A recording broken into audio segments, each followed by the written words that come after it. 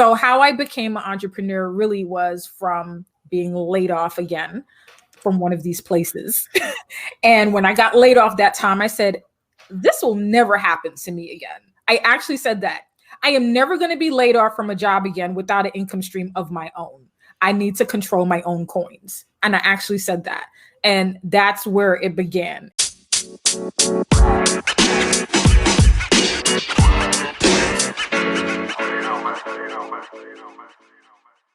Welcome back to another episode of the podcast featuring your host, Phillip Wells. And again, the is an acronym that stands for Therapy Helps Everyone. And today we actually have a special guest. I'm very excited about today's episode. It's someone that I go back, I want to say we met maybe a year, maybe 2 years ago through an organization that none of us are a part of. But it led to our great, connection, which I'm so grateful for. So today's episode is about mental health and entrepreneurs. And this is really getting into the meat of my show. Like, I want to show how mental health helps teachers, entrepreneurs, therapists, right? All therapists should have a therapist, athletes, but also, if we can take across the board to whether you're Black, white, Caribbean, African, Asian, a teenager, even we have some people as young as, 5, 6, 7 years old in therapy. And there's people as old as, 70, 80, 90 years old in therapy. So therapy, but truly mental health truly does help everyone. And that is the purpose of the show. So I'm so grateful to have the Coach Seneca Williams with us today. I'm so excited. And the thing about Seneca, here's a little bio about her. So Seneca Williams, she is also, as I said, known as Ask Coach Sen or Coach Sen. And she's a therapist, but specifically, she's an entrepreneur therapist, right? And she works specifically with women who want to be entrepreneurs, but don't let that stop you. If you're a guy like myself, you could definitely see Coach Sen as well. She's an online therapist. She's a speaker. She is an international coach for entrepreneurs that helps their clients that are ready to break through their business anxiety and beat business burnout so that they can improve their confidence by selling online, which at the end of the day, it improves their bottom line. So Sen is all about helping you guys to break through that wall that many of you guys are probably experiencing to truly live that life that you want to live. But also what's great about Seneca is that she has this community that she's building. She's the founder of a network called the Conquer Network, which is an online membership community. And the mission is to provide a mental health positive community space for women entrepreneurs to cultivate mental wealth and to conquer their business. So with that being said, Seneca, if I missed anything, please clarify. Please feel free to introduce yourself, so on and so forth. That was a great introduction. Thank you. That sounds really good. Hearing it from someone that actually knows me. So it's like, you're not just reading it, you're saying these things because Exactly. And actually, before we really get into it, and this will come up later, I remember one day we sat down and it was me, you probably remember, it was me, you, and a friend of yours. And we sat down and I was kind of, beginning my way as an entrepreneur, right? And you kind of gave me some great advice, and we're going to tap into that a little bit later, but it was truly inspirational and it changed my whole view on how I just saw life. So we'll definitely get into that later. But before we get started, I just kind of want you, because you are also a life coach, right? And a lot of people, they don't know the difference between a life coach and a therapist. So I want to hear from you, and for the audience to hear from you, what is the difference between a life coach and an entrepreneur? That's a good question, because what I've noticed, as you probably have noticed, is people are trying to use therapy and coaching interchangeably. Like, I'm just going to go ahead and just get a coach because with a coach, there's less stigma associated. There's less mental health stigma, and they're probably going to find one that's cheaper than going to a therapist or whatever the reason. But some people figure, I feel anxious, I feel depressed, I can just get a coach and use a coach. No, they're not the same thing. And it really has to do with those who understand mental health and those who don't.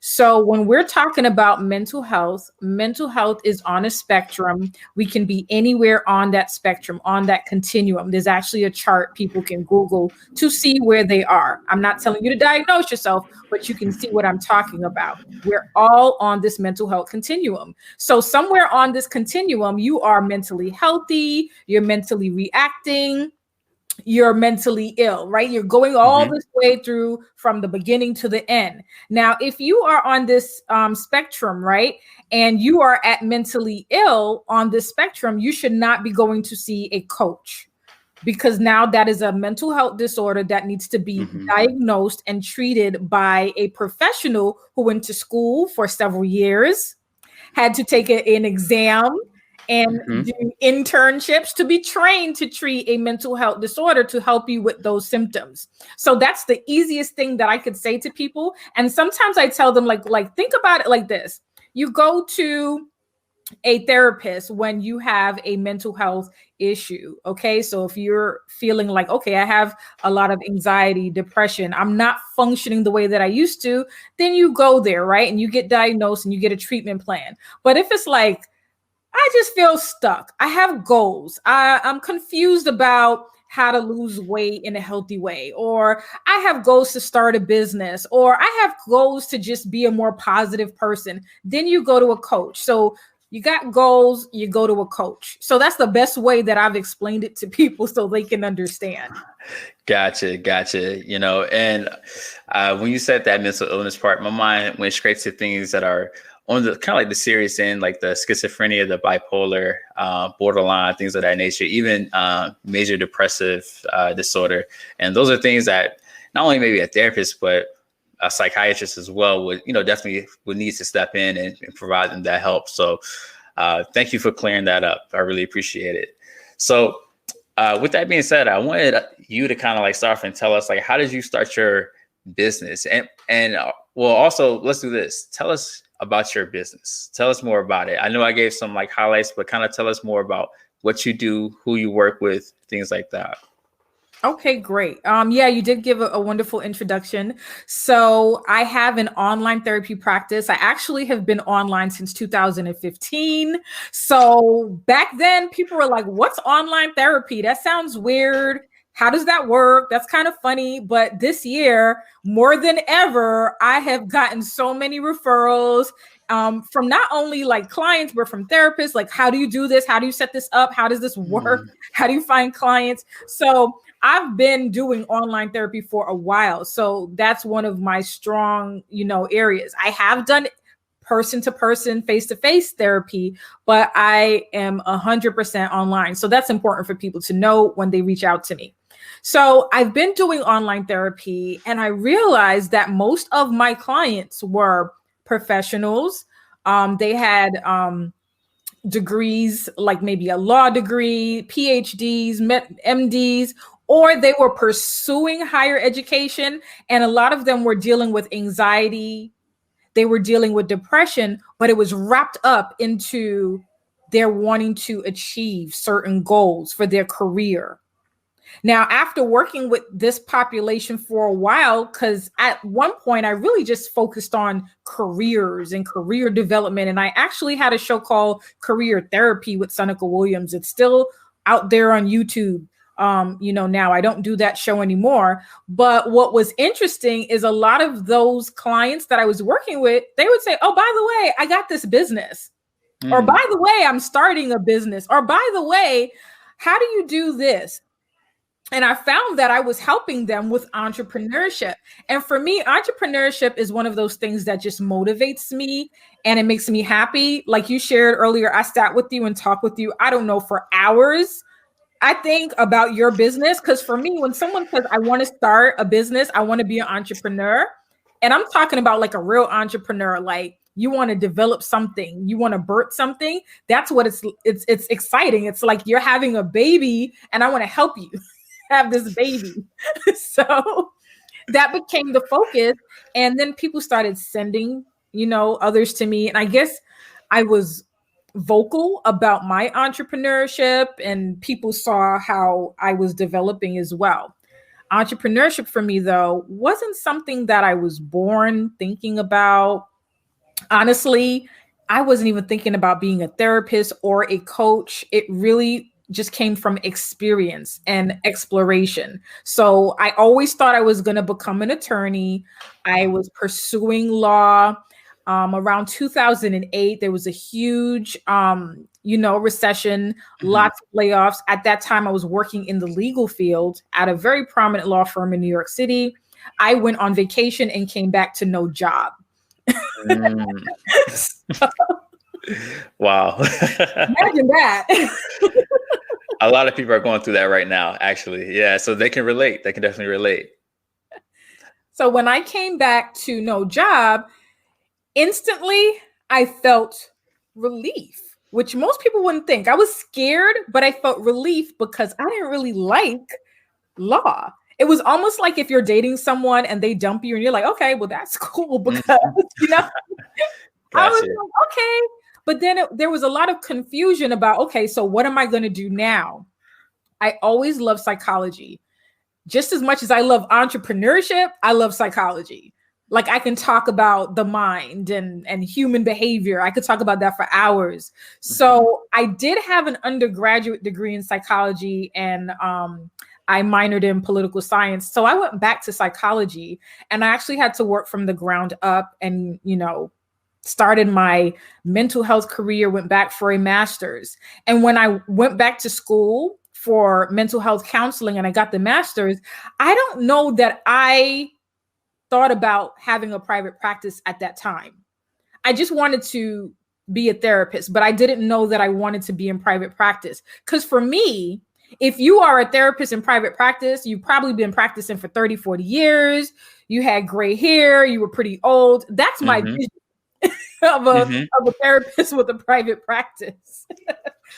So, I was like, okay, well, I'm going to, try out all these different areas of mental health. I worked in every different setting from, private practice settings to the general mental health agency. I work with all kinds of different populations, but I realized I really liked private practice. I liked that. And I really enjoyed working with professionals and talking about their careers and talking about work-life balance and how that fit in and their mental health and their conditioned beliefs about success. I really enjoyed that. So how I became an entrepreneur really was from being laid off again from one of these places. And when I got laid off that time, I said, this will never happen to me again. I actually said that. I am never going to be laid off from a job again without an income stream of my own. I need to control my own coins. And I actually said that. And that's where it began. In 2015, I went and registered myself. I didn't know anything at all about entrepreneurship. No business courses, nothing. I just took that leap of faith and I was like, this is it. Gotcha. What's so funny about what you said was that one, you went through a failure. You went through not even a failure. You just went through adversity, right? And you were able to turn that adversity, right, into something that was beneficial, for you, your career, so on and so forth, right? And a lot of us, we call that leveraging, right? Being able to leverage things that you already know, possess, so on and so forth, into a skill or service that you can provide on an hourly basis, right?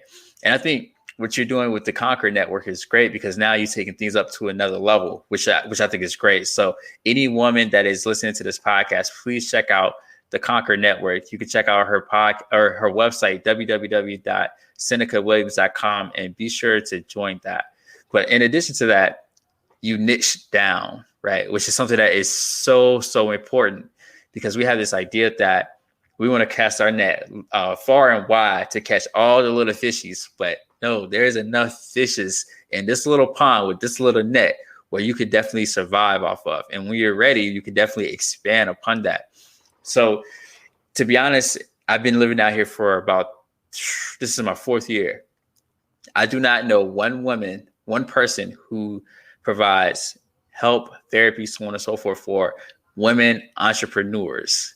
And you are that person, but yet everyone is trying to create a business, which is why it's so important to niche down, such as the way you're doing, right? Like that is so crucial. And that's one of the tips I want to tell people. Don't be afraid to niche down and start small and work your way up. As Seneca, as you said, you didn't think this was going to be the path that you were going to go on, but eventually things started to come in place, right? It's this idea that if you take one step forward, the universe hopefully would take a step forward towards you, or maybe even 2 steps towards you. But we have to be willing to take that first step.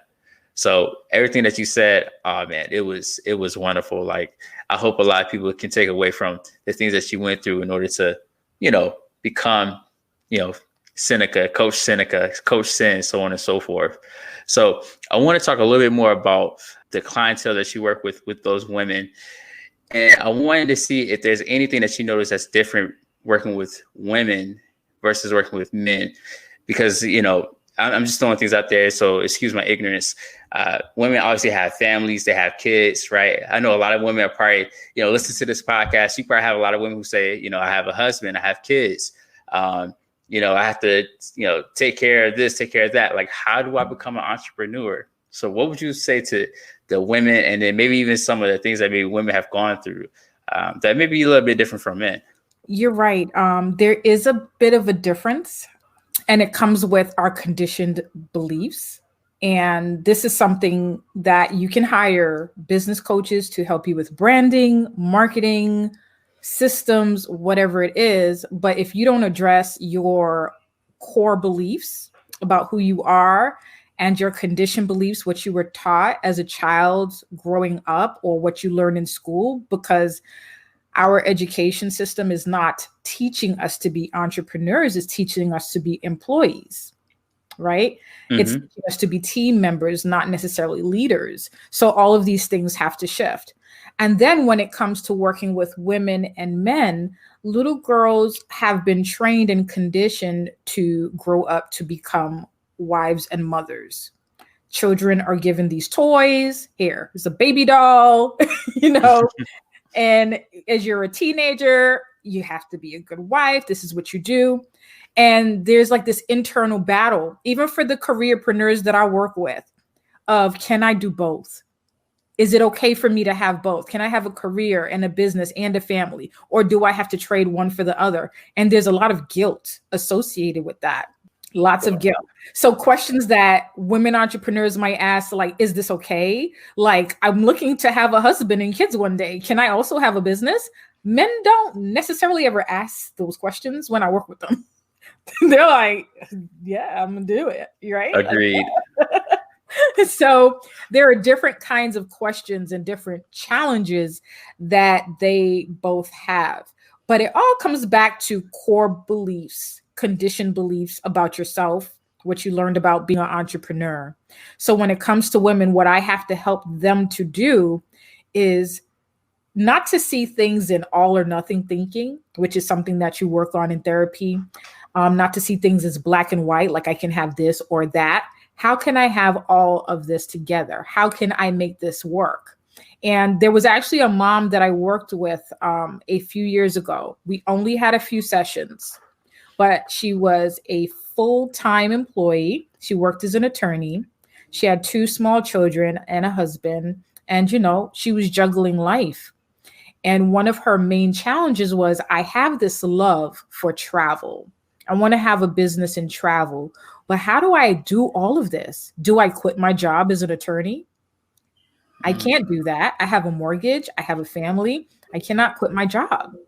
And we were like, well, maybe you don't have to quit your job, right? Because think about this. If you have a job and you think to have another job, you don't think I have to quit my job to have that second job. You just think about, well, what hours can I do that second job? Oh, I'll do it on the weekends. Or I'll do it 3 times a week. I'll do it on Mondays and Wednesdays, right? So it was like shifting her mindset, that it was like, oh, wait, it's just like having a second job. What days and times am I going to do that second job? And then bringing your family on board, like, hey, husband, this is what I want to do.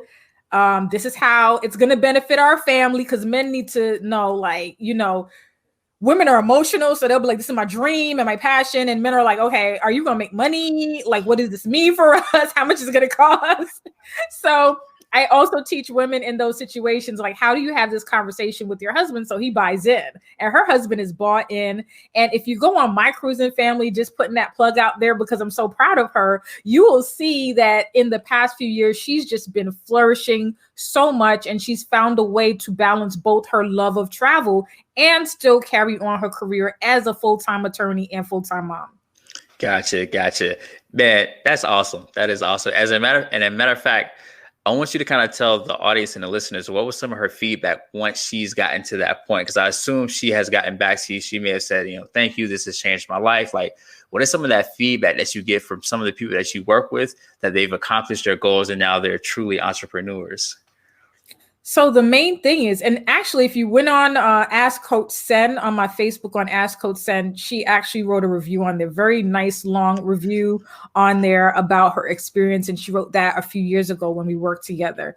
The main thing that I get when I get reviews from all my clients is, you helped me break through a deep, paralyzing fear that I had. I'm helping them rewire their thinking. I'm helping them believe that they can do something they thought that they could never do. I'm helping them actually take action on things that they've just been dreaming about. So they actually start implementing it, because I break it down so simple that it's like, why can't you do this? Don't you do this for your boss and more? Right? Why can't you do this for yourself? It's like, you're right. I do this and more for my boss. I can do this for myself. Right. And Amen. then I also help them with that business anxiety, because now you can be the star employee and you can be employee of the month every month. But as an entrepreneur, you're taking front stage, you're in the spotlight, and all the responsibility is on you. So I also have to help them build that self-efficacy, that they are qualified, they are equipped, and they can manage it. Gotcha. Man, when you spoke about core beliefs, right? I tell people in my sessions all the time, core beliefs are like a pair of glasses that you use to see, right? If the glasses are dark, things are going to be perceived dark, even though they're not, right? If my glasses are the wrong prescription, I may see things a little bit more fuzzier than what they truly look like. But when you get that right set of lenses, right, by going to a therapist, by seeing Coach Sen, once you get that right pair of glasses, you can truly see things a lot clearer. And I think that's what's happening for a lot of people that come and see you. Once you start to open their brains little by little, taking them out of that black or white thinking, that dichotomous thinking that I can either be this or that, they see the world in a whole totally different space, right? And from there, they can start to be that entrepreneur that they truly desire, right?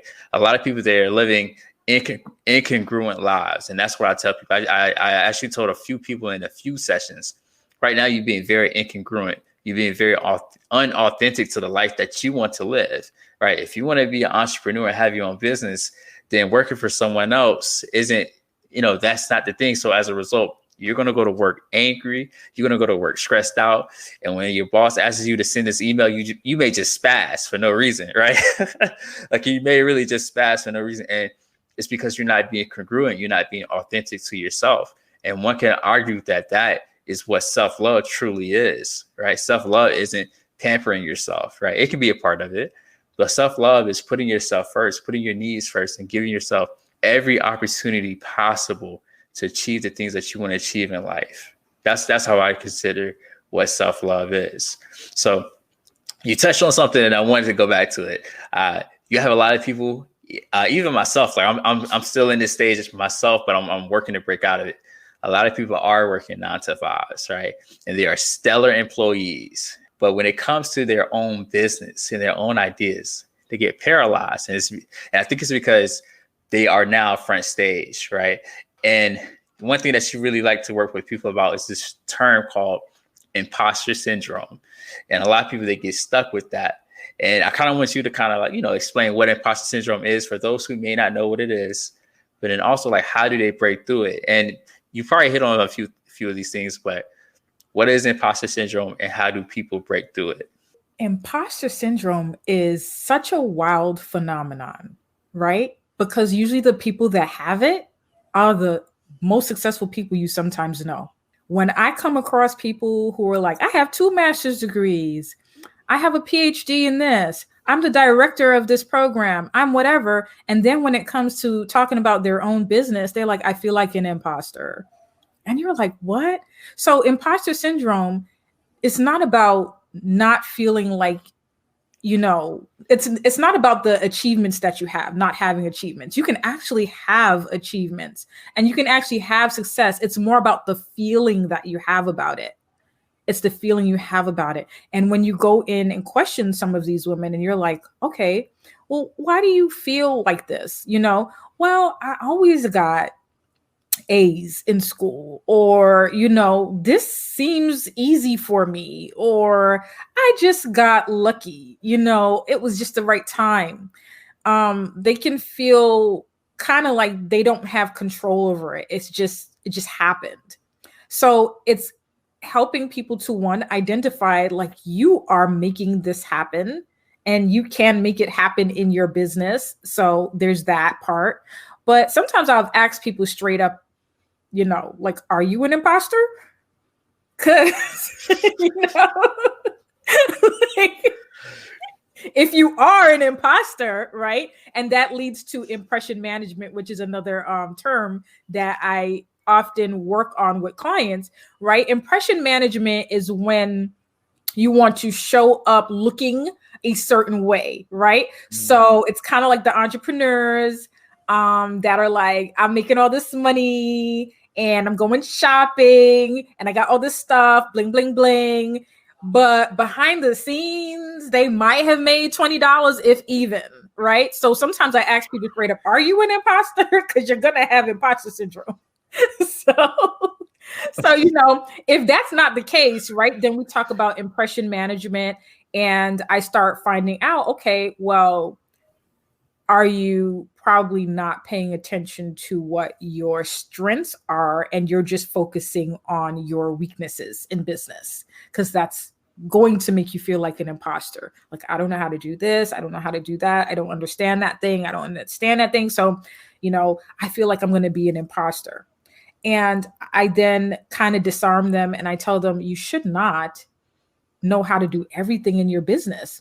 You did not go to school to learn how to do everything in your business. And that's okay. You should not be trying to show that, right? Impression management is trying to control what people believe about you. So I tell everybody the truth. If you want me to talk about entrepreneurs and business, cool. If you're asking me to talk about sales tactic and business systems and certain things, I'm going to be like, that's not my lane. Kind of like in therapy, that's out of my scope. I will tell you straight up, like, that's not my lane, but I know people who can help you with that for your business, because I want you to make money. And even for myself, I've hired people to teach me certain things in business. So I don't feel that imposter syndrome anymore that I used to, because I worked on my strengths and highlighted those and got help for my weaknesses. And I didn't try to pretend like I know how to do everything. Gotcha. I never heard of impression management. That's a great one. I'm actually going to look that up after this show. But yeah, I think a lot of people, they fall victim to that, and I think social media has only added to that, right? Has fanned that flame, the person that gets up at 2 a.m. and texts or shows a picture, oh, I'm grinding, and then they go back to sleep, right? Like, we have people out there like that, impression management, right?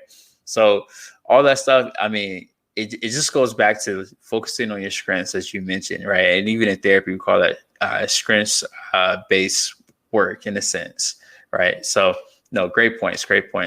So what I want to do is I want to take it all the way back. I'm going to put the training wheels back on, just for the people that's listening, because there's probably a few people out there that's thinking, like, how do I get started? What should I do, right? Like, I have this great idea, but, I don't know what the first step is, right? And I think a lot of times people are looking at the whole enchilada, right? Versus just looking at just one small thing that they can do. So if someone were to come into your office or virtually and ask you, what is the first thing that I can do to start my business? What would you say to them? I usually ask them, why do you want to start a business? It is. Mm-hmm. And it's so simple, because a lot of people think, oh, I get to have all the free time in the world, but that is not the case as an entrepreneur. Like you're going to work your butt off to be an entrepreneur. Right. So, yeah. So why they want to start a business? Yeah. Yeah. So let's say they say, I want financial freedom. I want to control my own life. I want to be able to, do what I want, so on and so forth. Like, what would be the next thing that you would say to them? Even if, let's say, if they're a therapist, right? Let's say someone that works in like a service, like job or something like that, a per hour service. Like, what would you say to those people? So if someone gave an answer like that and they said, I want financial freedom, I then ask them to go deeper. Like, I really want to know, is this person going to be serious? A lot of people have approached me over the years saying they wanted to start a business, and some did and some did not, because their mindset, what they thought about entrepreneurship. So they thought, I'm going to start a business because I'm going to make all this money. I'm going to open my doors and all these clients are going to come in and I'm going to be rich. And it doesn't work like that. Like, only if you're like a McDonald's or, a Walmart, can you just open your doors and people just flood in and give you money. Like, it really takes a lot of work when you're just starting out, and no one knows who you are. They don't know you. They don't trust you. So they're not going to be flocking to you and throwing money at you. So it's kind of like figuring out, do you know why you want to have a business? So if you're saying financial freedom, which is a great thing to say, it's like, okay, what does financial freedom look like for you, right? What are you going to do with that financial freedom? So using myself for an example, I like financial freedom, but when I look at financial freedom, it means that I have opportunity so that I can create more opportunities for myself. It means that I have flexibility, and it also means that I can give back the way that I want to. But when I think of financial freedom, it's not just so I can go on vacations or buy nice clothes, right? It's way bigger than me. So it's like trying to tap into why that person wants to start a business. What kind of business are you starting? Why do you want to start that business? I'll tell you a little story. I actually work with someone very, very briefly that wanted help with their business, only to come to find out after 3 meetings, they didn't like what they were selling. You're not going to be successful in business if you started a business that you don't even like or you don't believe in it. So are you selling things that you can back up, that you really believe in it, that you like it, that you use it, that like, is this for real? So it's like, I ask them these things. What are you selling? Why are you selling it? What's the purpose for business? So start asking yourself these questions. You can journal this stuff down. Right? What is my point in doing this? Some people hop into business because all their friends have a business. Some people start a business because they are having hard times. They can't find a job. They're having hard times. Someone approaches them with a business opportunity. They jump on that business opportunity, little bit of investment, little bit of time. You know what I'm talking about? You don't have to really work. You don't need experience, just a little bit of money and you're going to be rich. So they hop into business for these reasons. And then they're like, why am I failing? Why isn't it working? So it's like checking in with yourself emotionally. So after you do that, right, if you've done all this mental work and this emotional work, which I think that's where you should really start, checking in with yourself. Why are you doing what you're doing? Is it because you just don't like your boss, or you don't know what else to do with your life? Once you get solid on that, then I would say if you have a good service idea or a good product idea, before you go throwing in all your money into that, I would tell you to do some research on that service or that product and test it and then get feedback. So if you want to, I don't know, do hair, before you go open a hair shop, start figuring out, okay, in this neighborhood that I'm in, I'll give an example, like if you do locks or braids, right? In this neighborhood, or depending on where you want to put this shop, or if you're going to go to people's homes, find out, do people want locks in that area? Or are they wearing lace front wigs, right? So do some research about, the people you want to sell to, and then test it, do some heads of hair and see what the people say. Do they like it? Are they going to give you good reviews? Are they going to refer people to you? And if you do that for a while, you can be like, you know what, this is legitimately going to be a good business. Then you go out there and you start up the business. One of the ways that I suggest people do that is a passion project. That's how I actually kind of practiced being an entrepreneur. I had a passion project back in 2012. It was a mom's group. It was called Hot Milk, Heroic, Outstanding, Triumphant Mom You'd Like to Know. And it was for moms to meet with their kids and get together. And we talked to each other about motherhood, and we took our kids on trips. So what that allowed me to do was practice entrepreneurship. I had to market it. I had to brand it. I had to organize events. I had to plan events. I had to follow up with people. So it kind of taught me in a way some of the things that I use now in my business. So don't jump into the deep end if you can't swim. Yeah. Start at the shallow end. Learn to swim before you get to the deep end. Gotcha. And for those people that are listening, like there is something to be said for those people who do things for free, right? Starting off and doing things, not expecting a dime for anything, but just doing things for free. Get your feet wet, build those connections, right? Before you start charging people for a product that is just not proven yet, right? People want to know, like, who have you worked with? What journals or what organizations has featured you, right? Like people want to know what are they paying for? And that's what you're getting at also with the Walmarts, the McDonald's, because it's a franchise. When I go in McDonald's, I know they're going to have the same fries that this other McDonald's down on 6th Street is going to have, right? There's something to be said about those people doing things for free. So when you start your business, everyone that's listening, like hear to the words that Coach Sen is saying, like do a passion project, right? Go out there and research what is it that your customers are looking for? What is it that your competitors are not doing, or a place where you can consider as a weakness for your competitors? Not many therapists are having podcasts, right? That's the place for me to jump in. Not many life coaches are having Conquer networks, so communities that they're building. But also not even many entrepreneurs are niching themselves down to women, as we mentioned. There are so many opportunities. And I heard this at an organization a few years ago, and it was like 2018, so I'm gonna just change it up a little bit. In 2020, you can still be the first. In 2020, you can still be the first, right? In 2020, you can still create something where you are the first person in that market, right? It can be done, but you have to do the research, right? Everyone wants to make those impressions and do X, Y, and Z.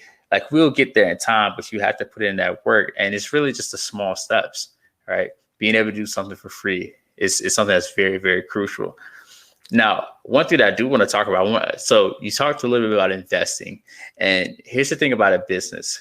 Like you can't have a scarcity mindset and be an entrepreneur. Those two things, they just don't mix, right? Maybe they do somewhere, but I haven't come across it. So can you tell the audience, about that abundance mindset and that scarcity mindset, and maybe even tell us about how you've invested in your brand, right? As you mentioned, you've invested into your mindset. How do entrepreneurs, or what should entrepreneurs think about when it comes to, those mindsets? So this is a shift, and it's a huge shift because most people grew up with parents who are employees, and they've been employees themselves most of their lives. So they don't understand certain things, how it works. And this is even for myself. And I think for a lot of us, I know you probably have a diverse group here, but you also probably have those of us who are Black entrepreneurs. We didn't grow up learning about how entrepreneurship works.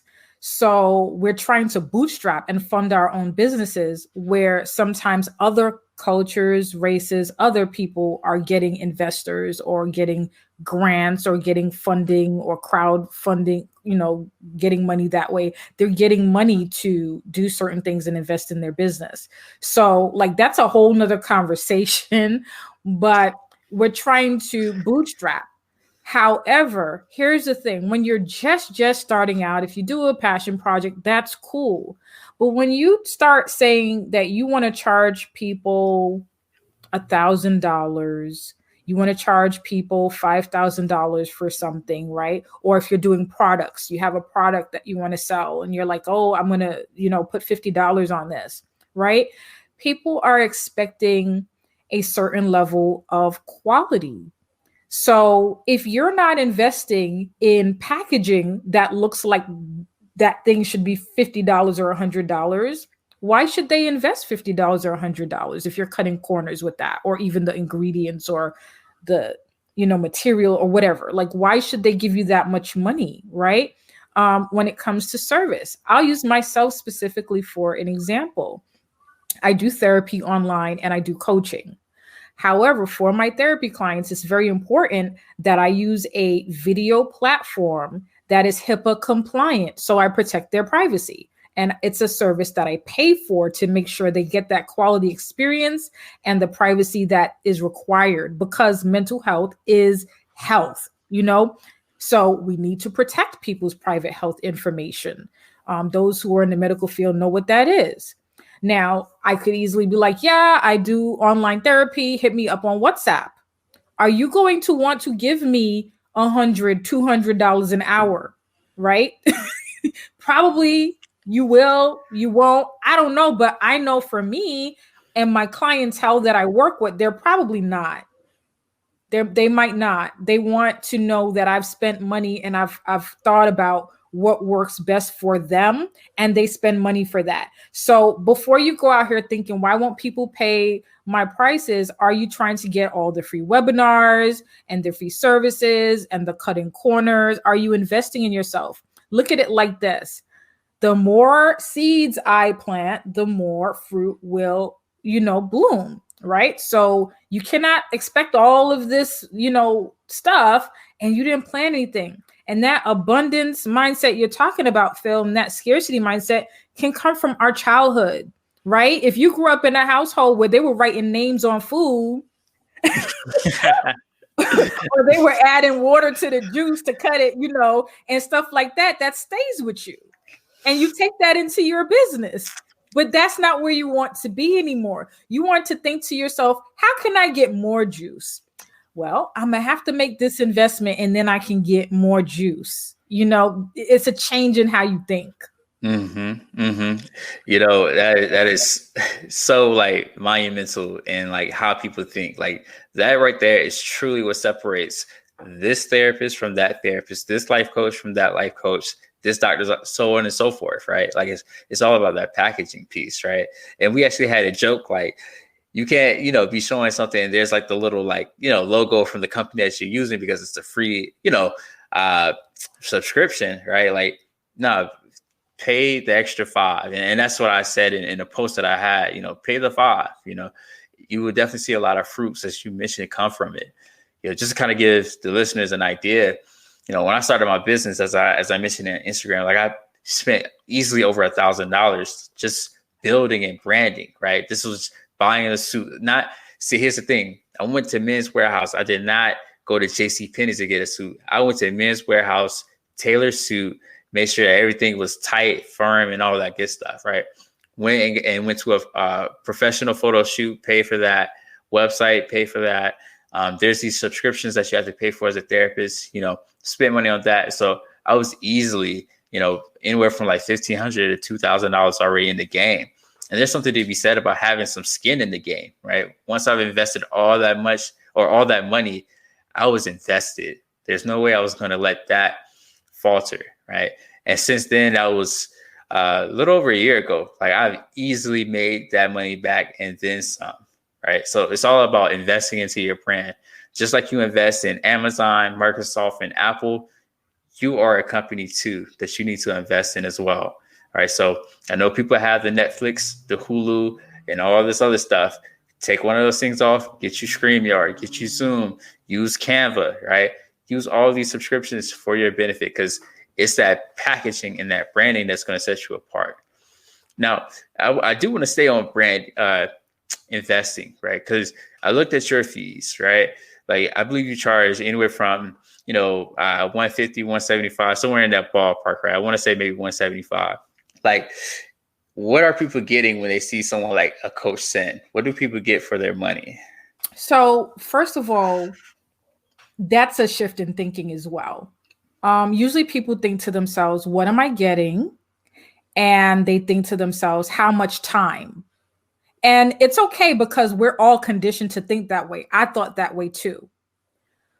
what you're really paying for is changing your mind in such a way that you change your life. It's a transformation. So I know people throw that word transformation around, but if you start believing in yourself, right? I'll give you a specific example, right? And I don't remember how much this person charged, but it was kind of like they wanted to charge a certain price and they were afraid to set those prices. And I even went through this myself, right? They were afraid to charge certain prices. And we worked on changing their mindset about money. I actually have a post on my social media about money, right? So once you change your mindset about asking to do somebody's hair for $300, and you can easily say it's $300 without feeling guilt or shame or nervous or trying to backtrack or give a discount. When you do that, you set for life.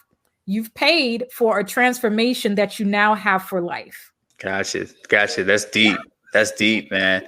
Because us as therapists, so any therapists that are listening, I know you spent thousands of dollars, right, on your education, on that degree. If anything, I know you spent at least $1,000, like from testing, supervision, all that other stuff. It's okay to ask people to pay what you are worth. And I think that goes back to core values, self-love, like thinking what is your value? Because at the end of the day, you're giving someone a chance at a new life. Thinking back to that lady whose life you changed, about the cruise ships. She was a lawyer. She had a family, all that good stuff. She'll probably tell you or anybody that's listening, she'll pay it again just to have a piece of this life that she's chasing. And it's all about being, again, authentic to who you are. If being an entrepreneur is authentic to your beliefs and who you want to be, you should go for it. Like I know, and again, it goes back to that mindset. We are conditioned to think that, money is a sacred thing that, we should hold close to the vest. But at the end of the day, and I started to see this more myself, it truly is a tool. It is a tool that can give you more tools, more access to spaces and things that you never would have thought you would have had access to. So as we begin to wrap up, I do want to touch on this one thing that you did with me back in the in that restaurant, which I said was, very powerful. It changed my way of thinking. It's about manifesting, right? Business manifesting. Can you tell the audience what that is and maybe even walk them through it a little bit so they can have something to have that to take away from this episode? Okay. I didn't even remember we did talk about that. We talked about so much. Manifesting. We all know how to manifest. We just forgot how. Mm-hmm. When we are children, no one has to tell us how to play make-believe. No one has to convince us that there is a Santa Claus. No one has to convince us that anything, right? We just say to ourselves when we're kids, when I grow up, I'm going to do this. I'm going to get that house. I'm going to get that car. I'm going to whatever, right? Mm-hmm. I don't know about you, but I know for me and even for any little kids that I've been around, no one has to tell them how to do anything like that. They're manifesting what they want and sometimes they get it, mm-hmm. right? So when you think about manifesting, it's not overly complicated, right? For people who want to go deeper into understanding manifesting, they could watch The Secret, which is about the law of attraction, to understand what it is. It's all about visualizing what it is that you want, like seeing it. I want this thing. Does it have to make sense in the moment? No. And I think this is where adults get tripped up, because when we grow up, people start telling us, be realistic. How are you going to make that happen? That'll never work. There's already 200 therapists. That's saturated. And it stops us from that manifesting. So when you get to this point where you feel blocked, remember that you know how to manifest. You probably have done it at some point in your childhood, growing up, at some point in your life. I know I did. And then when you remember that, right? Choose to sit still. We do not sit still. And I don't mean sit still with your cell phone or on social media. I'm talking about just sitting still. Allow yourself to be quiet and silent. Allow yourself to actually see what it is that you want. If you want to have a business, see yourself working in that business, doing exactly what it is that you want to do. People thought I was crazy for wanting to have an online therapy practice. And they were like, you sure? You don't want to have an office? And I was like, no, I don't see myself in an office. I see myself online. And I ended up online because when you start manifesting, you go towards that vision. You make decisions based on that vision. You start seeing opportunities aligned with that vision, and that's how it actually ends up happening. So with manifesting, you can start writing actually a manifesto. I see myself in this business doing XYZ. I'm thankful that I have 5 clients and whatever. Manifesting doesn't happen overnight, but it can and it does happen. That's why you see people doing vision boards. But when they understand how it's all linked and connected to law of attraction, to your energy, to your decisions, you're like, oh, I like this manifesting. This is actually working.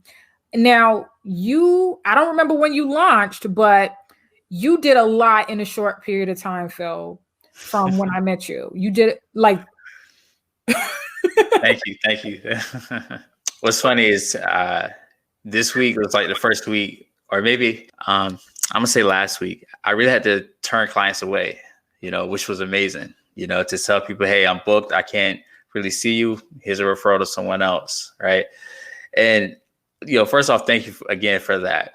But, to touch on what you said, I think what was so powerful about it is that I saw a red Camaro, right? Or I thought about red Camaros, and I'm gonna tie that together. I was in a session with someone, and they were telling me about how they found themselves being pessimistic all the time, always thinking what if, right? And I told them, like, hey, instead of thinking what if we change our thinking and think, what could happen, in a positive term. And what I told them was like, hey, you ever notice when you buy a new car, like a red Camaro, because you think there's no red Camaros out there on the road, out there on 95? As soon as you buy that red Camaro, you're going to start seeing every red Camaro that comes your way. And the reason why is because it's on your mind. If success is on your mind, if, certain lifestyle has been manifested in your mind, you're going to start to notice little bits and pieces of evidence that is slowly starting to come true. So it comes back to, those core beliefs, as you mentioned earlier in the show. It comes back to, planting those seeds in your head, right? And you'll slowly start to see these things. And I think that is a part of that law of attraction, right? Like you have to first see it, almost like feel it, believe it, so on and so forth. So I'm gonna ask, I got one more thing. Entrepreneurs and burnout. I know you talk a lot about managing stress, self-care, so on and so forth. So, for those entrepreneurs that are listening, and I can take away from this as well. Lately, I've been so busy. What would you say for entrepreneurs who are, feeling burnt out? They need to release some stress, so on and so forth. What would you say to those people? So I would say to those people, be very, very aware of where you are on that line of burnout. As we know, entrepreneurs are very impacted. Their mental health is very impacted. Dr. Michael Freeman had a research study, and he discovered that 49% of the entrepreneurs in that study reported having one mental health disorder at some point. So basically what that's saying is entrepreneurship, with all of the uncertainty, all of the changes, the risk involved, all of these different things, right, that are heightened, at some point you might deal with anxiety, depression, or something else like that. Now, it could be mild, but the problem is when you have burnout and then it gets more serious and you're not managing it. And here's the catch 22 for entrepreneurs, right? We can work really well under pressure. We can perform. We're able to do what some others aren't doing. We can take risk. We can stay up all night. We can work for 12 hours. We can do all these things, which are great for business, but they're also detrimental to our mental health. So we have to be very careful, because what happens is now you try to compensate for that. And some of the things that we do might not be healthy for us to compensate for where we're falling short in the burnout. I know for myself, I'm able to see burnout coming and I'll be like, I need to take a day off next week. I'm not scheduling anything next week. Or even this year, I think I shared with you, I took off several weeks. And I was like, I need to take off several weeks. I need to focus on me and myself. Otherwise, I'm going to go into a depression. And we know about the Kate Spades. It was TT Branch from Miss Jessie's. We know about Robin Williams, like actors and actresses who were very successful in their careers, but still took their lives. And it's like, how do you go from here to there? So my thing that I would tell people is be very aware of what you're feeling and trust it. And when you hear it, right, do something. Don't just be like, I feel burnt out, but I'm gonna keep going. We did this live, Phil and I, should I be hustling or healing? Pay attention. Do you have to be hustling all the time? No. If you learn how to run your business in a certain way, you actually do not have to be hustling all the time. Exactly. I read a book about, it's called The 10, or maybe it was 8 Pillars of Wealth. And one thing that I took away from that is being able to create systems that work for you. And I'm pretty sure you touched on that for a lot of your clients. You know, it's all about building those systems so that you can take a day off, right? The business doesn't stop when I take that day off, versus some entrepreneurs, when they take off, the business takes off. So for those people that are listening, you know, the 10 Pillars of Wealth, I think that'd be a great book for you. So Coach Sen, thank you. I really appreciate it. And before we wrap up, speaking of books, I want you to be able to, provide some resources, whether it's a book, a website, an app. Also, feel free to take a moment to talk about the Conquer Network a little bit more in detail. So if those people that are listening, they can go check that out. But any and all resources, if you can share that with the group. Great. If you are an entrepreneur, don't think that school is over. School has just begun. You need to be reading books for personal development. You need to be reading books on business development, on marketing, on whatever. So don't think like I'm gonna start a business and I could wing this. Like you're going back to school. So I like that you have that. So one book that I would suggest, since we've talked a lot about mindset, entrepreneur mindset, and developing that foundation, is The Big Leap by Gay Hendricks. We don't have time to go into it, but it talks a lot about the upper limit problem, which I notice a lot of entrepreneurs experience this, where they're thinking they have a ceiling for how much they can make or what they can do or what's possible for them. So you need to remove those limits. And this book helps you work through that thinking that you have so you can take that big leap. Because for many people it's not little, it's a huge step in their lives. And if you are dealing with a hard time with being vulnerable, with impression management, with imposter syndrome, I suggest Brene Brown, The Gift of Imperfection, and probably any of her books. She has Daring Greatly, I think, and The Courage to Lead, all these great books about tapping into yourself and using the power of vulnerability, because you don't have to be perfect to start a business or run a business. You have to just be real. Those people are the most successful. Think about the people you connect to online. They're real. Wow. I'm definitely going to check out The Big Leap. That is, I even love the name of it. So The Big Leap, those people are listening, definitely check that out. And Brene Brown, she is amazing. She's a social worker. She's a therapist. She's great for any other therapist to follow. Check her out on Instagram. She's not paying me to say that, so you can tell that it's real. Check it out, man. Definitely. And we didn't touch on this, but those people again that are dealing with like that time management. Here's another book. I haven't read it, but I've kind of gotten the clip notes. The Miracle Morning. You want to check that out. It kind of helps you tap into what Kobe calls this Mamba mentality, right? Kobe has been known for getting up at 4 a.m., finishing by 7, all that good stuff. The Miracle Morning. Check it out. So with that being said, thank you everyone for checking us out. Again, the podcast. Therapy helps everyone.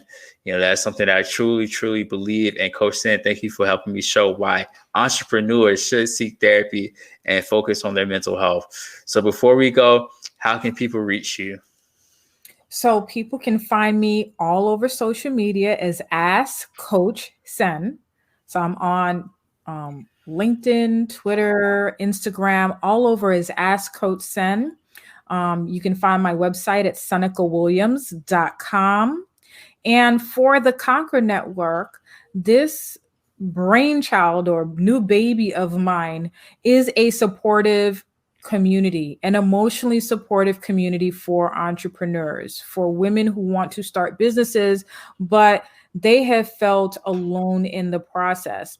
It gives me an opportunity to also bring other professionals in business to speak to them through live Conquer classes, through live group coaching, and Conquer sister circles, where you get a chance to be in community with others. Because the main thing that I hear from entrepreneurs, besides I'm afraid of failure or I have anxiety about being in business, is I feel alone.